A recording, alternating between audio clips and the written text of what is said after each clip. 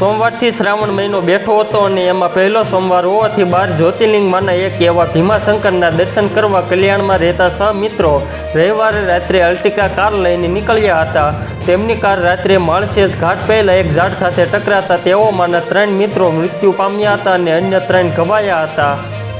અકસ્માતની ઘટના વિશે માહિતી આપતા ટોકાવાડા પોલીસ સ્ટેશનના સિનિયર પોલીસ દિનકર સકોરે કહ્યું હતું કે અકસ્માતની આ ઘટના માળશેજ ઘાટના 15 કિલોમીટર પહેલાં મુરબાડ તાલુકાના બોરાડે ગામ પાસે રવિવારે રાત્રે 8:30 વાગ્યે બની હતી।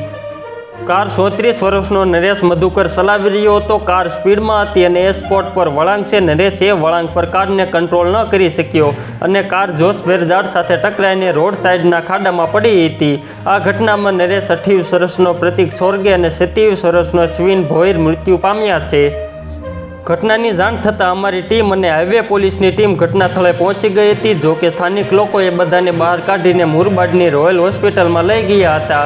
એમાં 3 જણના મૃત્યુ થયા છે। અકસ્માતનો કેસ નોંધીને વધુ તપાસ કરી રહ્યા છીએ। તો મિત્રો હાલ માટે એટલું જ, ફરી મળીએ નવી અપડેટ અને નવા સમાચાર સાથે। તે પહેલાં ખાસ કરીને વિડીયોને એક લાઈક અને RTV ગુજરાતી ન્યૂઝ યુટ્યુબ ચેનલને ખાસ કરીને સબસ્ક્રાઈબ કરવાનું ભૂલતા નહીં મિત્રો।